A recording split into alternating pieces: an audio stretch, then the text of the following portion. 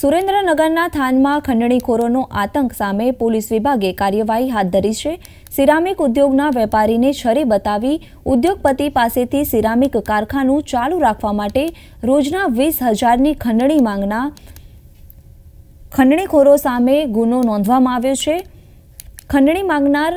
કનુ કરપડા અને અન્ય અજાણ્યા ઈસમો સામે પોલીસ ફરિયાદ દાખલ કરવામાં આવી। સીસીટીવી ફૂટેજના આધારે ખંડણી માંગવી અને જાહેરમાં શસ્ત્રોનો ઉપયોગ કરવા સહિતની કલમો લગાવી કાર્યવાહી હાથ ધરવામાં આવી છે।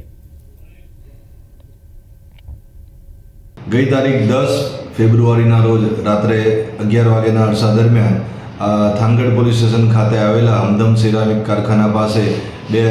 ઈસમો પૈકી એક આરોપી કનુભાઈ કરપડા અને તેઓની સાથે એક અજાણ્યો ઈસમ બંને એક ગાડી લઈને 4 વ્હીલ ગાડી લઈને આવેલા હતા અને તેઓ દ્વારા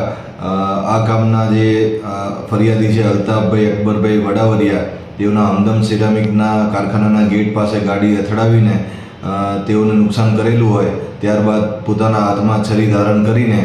આ ફરિયાદીના ચોકીદારને કહેવા લાગેલા કે તારા શેઠને કહેજે કે તારે કારખાનું ચલાવવું હોય તો દર મહિને 20,000 રૂપિયા ખંડણી પેટે આપવા પડશે,